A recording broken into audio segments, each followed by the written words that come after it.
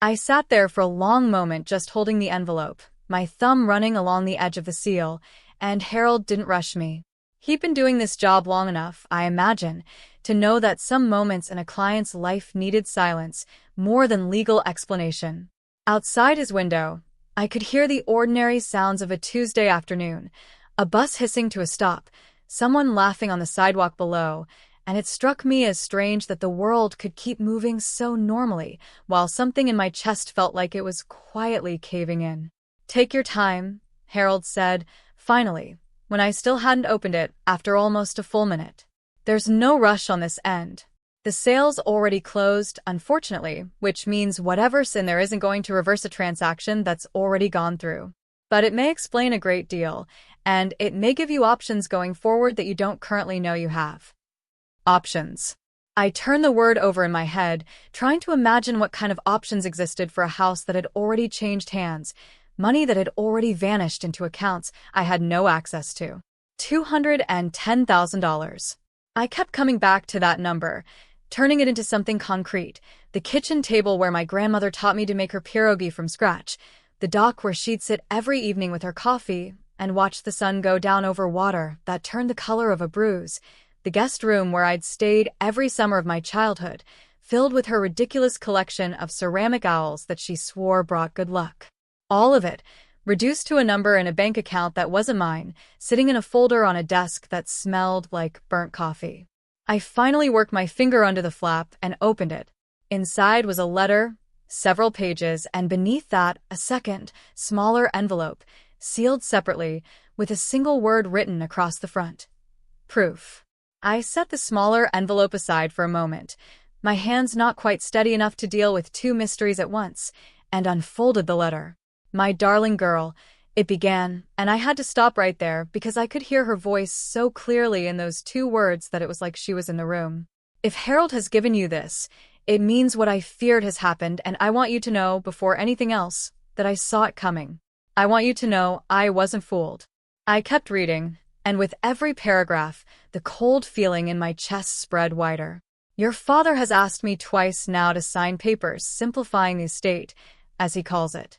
The first time, I refused outright, and we had words about it that I won't repeat here, except to say that I learned something about him that day I wish I hadn't needed to learn.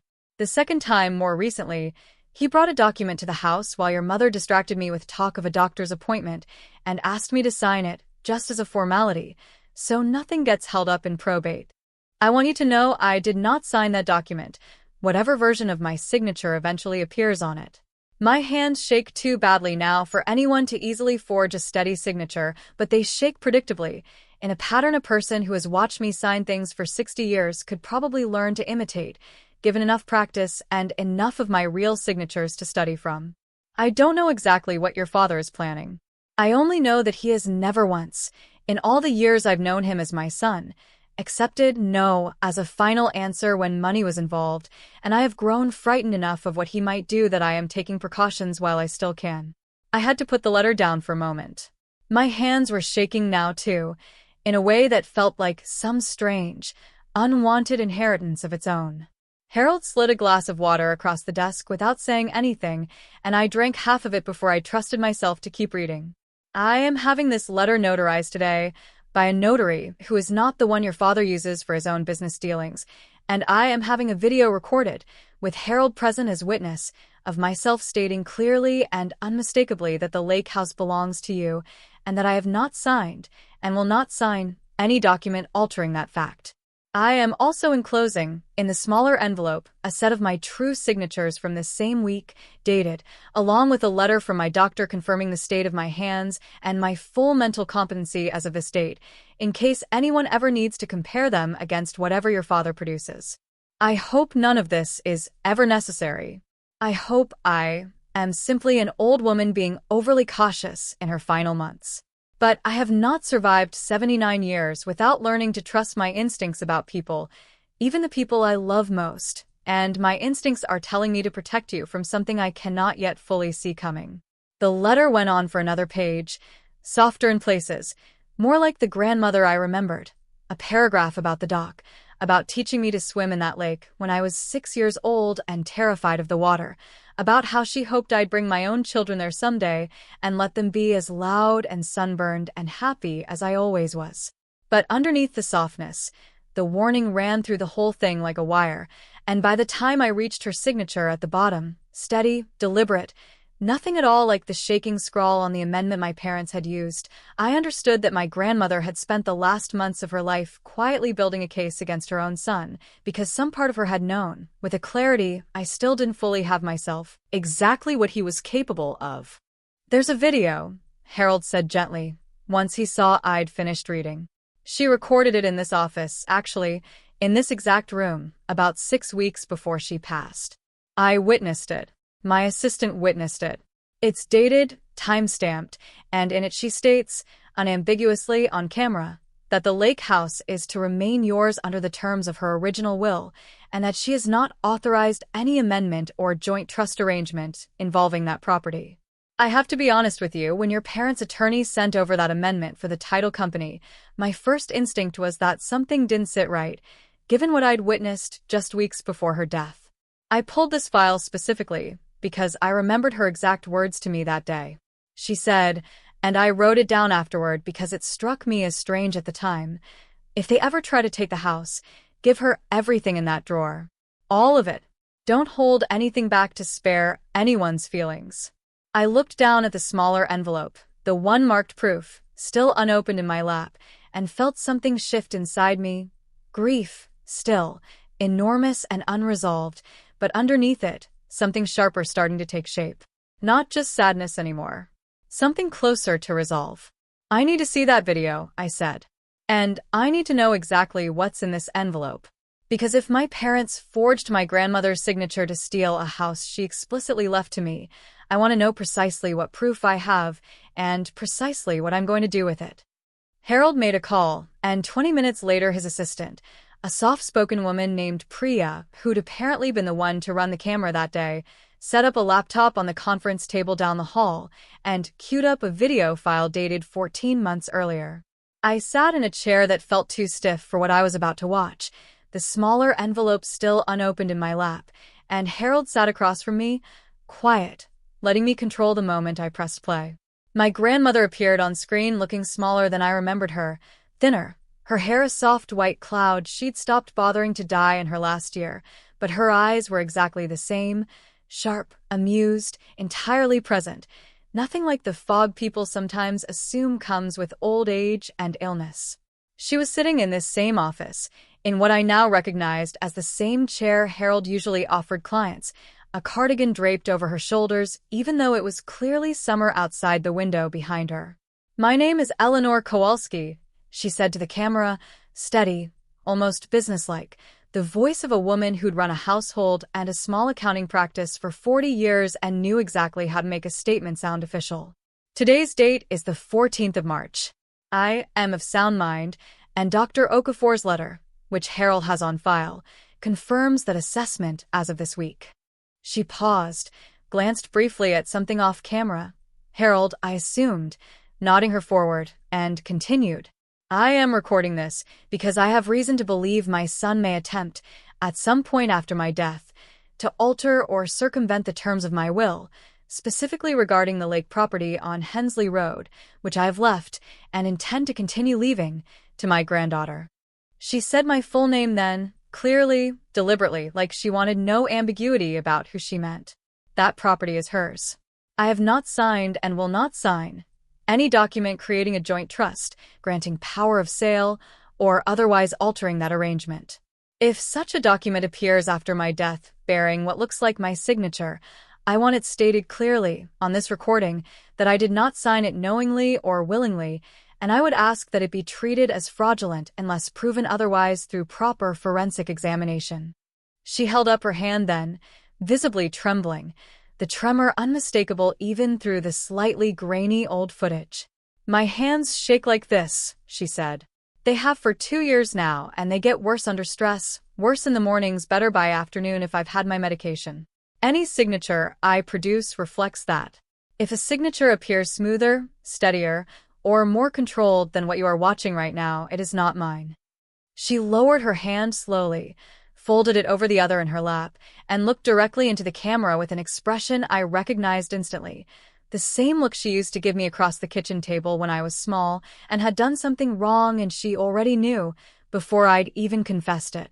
"I love my son," she said, quieter now. "I want that understood too. This isn't spite, and it isn't punishment.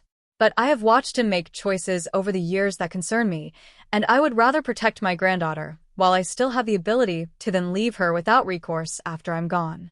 The video ran another minute or so, Harold's voice occasionally audible off-camera confirming dates and procedural details, and then it ended, the screen going dark, leaving the three of us sitting in a silence that felt enormous.